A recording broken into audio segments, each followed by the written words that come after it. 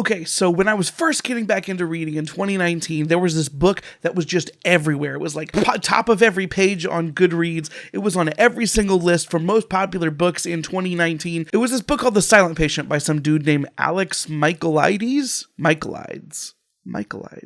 And back at that time, when I was a little more well-rounded in my reading, and I'm hopefully getting more towards that as I am progressing this year, I wanted to read a little bit from different genres, and I wanted to read some new books in addition to just old popular books. And so I picked up The Silent Patient, and I read it in a day. It was a debut novel by this new author, and it was extremely popular, and I think that it was very well-deserved. It was a super fun thriller. I have a review for it on this channel. I'm so excited this month when Libro FM included with their partner program the next book in the Alex Michaelides bibliography, and it's called The Maidens. I was very hyped to read this one. If you guys have never heard of Libro FM, it is an alternative to Audible if you don't want to give Jeff Bezos money, and instead you want to give that money to another company that also can give a percentage of your purchase to a local bookstore. I recommend you check out Libro FM. I will have links to that down below. Anyway, my experience with The Maidens has me questioning a lot of things about what makes a good thriller. And I can talk about it in the context of this book as well as The Silent Patient.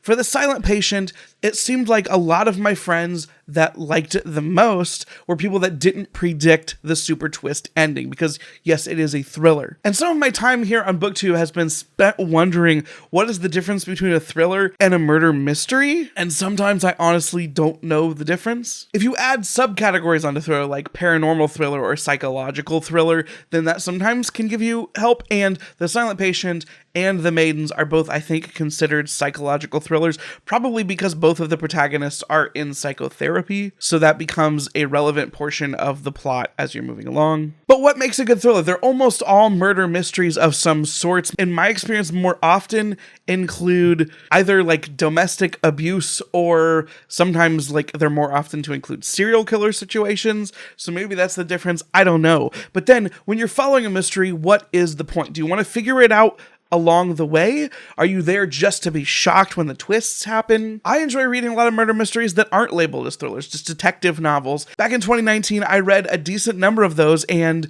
they were never super high on my list, but I always got through them super fast because I found them super engaging, even if they didn't have the lasting power. Sometimes thrillers introduce other elements, whether it be paranormal things or crazier plot twists that make them stick in my head more, like The Silent Patient. But what is the thing that makes a thriller good? Is it the pace that it goes at, because I'm going to be reading thrillers way faster than I'm reading my epic fantasy? Is it the plot twists hitting you out of nowhere, but then realizing they were well foreshadowed? Is it being able to solve the murder mystery yourself, given the clues along the way, assuming it was well foreshadowed? Is it the journey or the destination that makes a good thriller? And I don't know, because for me, it just depends. In the book The Maidens, you are following a main character who is a psychotherapist who deals in group therapy for helping people overcome problems. She's also dealing personally with extreme loss, and that is a heavy theme throughout the book. And the book really gets started when the main character's sort of adopted daughter, I think it's technically her niece, who goes to a college that is in a different city, has a classmate be murdered brutally. So she goes out to sort of support her, and it happens again.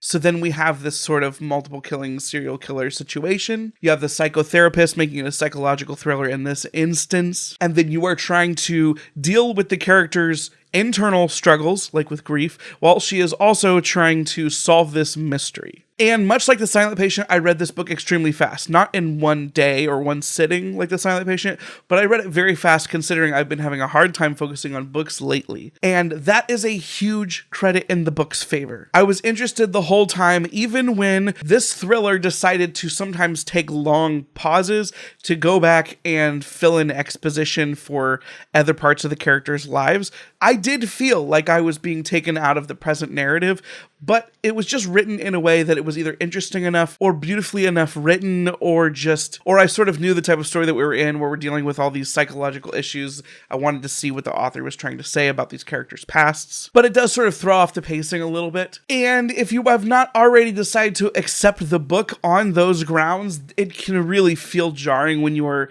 spending large portions of the story going back in time and dealing with something that really does seem irrelevant. Obviously, it was in the book for a reason. It will probably be relevant later on. But for me, I was more just like, I'm buckled in. I'm along for this ride. Yes, there are parts that sort of come out of nowhere. Yes, there are red herrings introduced, but I just had a blast while I was riding through it. And then the ending comes. And it is one of the strangest endings for a thriller that I've read. Now, maybe I'm stupid. There is a very strong possibility that I am stupid. And thrillers are not my primary genre. Epic fantasy typically is.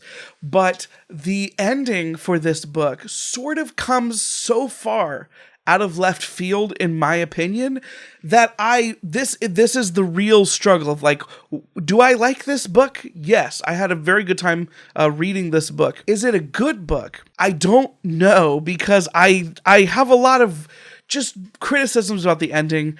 I don't know if enough pieces of the story thread were breadcrumbed along the way, I guess. It's very hard to describe without going into spoilers, and I will not go into spoilers because the book is released today.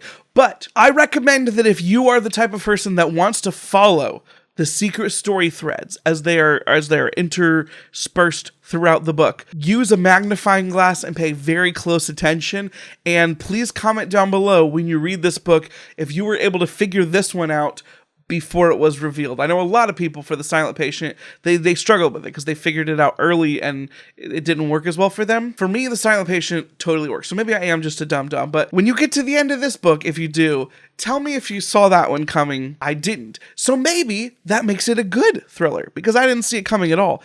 But it felt like, to me, it wasn't correctly foreshadowed and interwoven. Nevertheless, because this was the type of story where I had already decided I was just going to buckle up and be along for the ride, it was a short read. It was a fast-paced read that I was mostly using because of its pace and because it's very different from the stuff I normally read.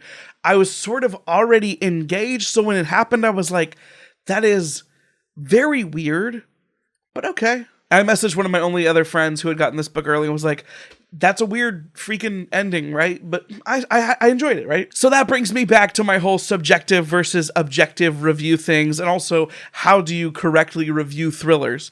Is this a good book? I don't know. Part of me leans towards it not being a great book, though I do think some of the actual prose is really well done. I think some of the handling of themes is well done. It does do one of my pet peeves, which is approaching the story from a psychotherapist's angle.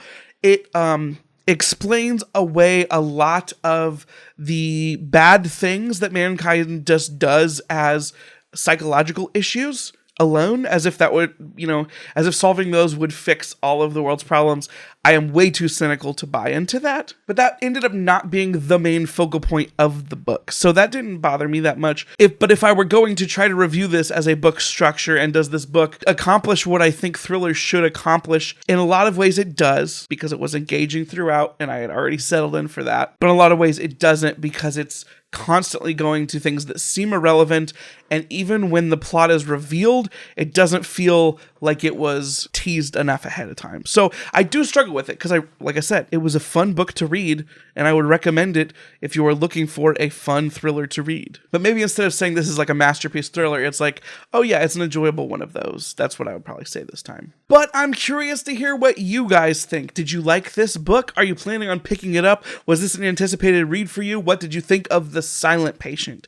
Please let me know in the comments down below. If you like this review, please give it a thumbs up. If you have not subscribed to this channel but you would like to see more videos from me in the future, please remember to hit the subscribe button, and if you hit the bell, you'll get notified when I post new videos. There's also a link down below to a Discord server where we can have discussions about books and or other things as well. It's a fun community over there. I've made so many friends. And if you'd like to support the channel financially, there's links down below to a merch store as well as a Patreon. I'm really curious to see what everybody thinks about this book and to see if my assessment of the book holds up compared to other people as the book starts getting out to more people, which I think it will because of The Silent Patient's very, very big popularity. Thank you guys so much for watching. I hope to see you again soon. Until next time, I'm not your dad, but I am your best friend.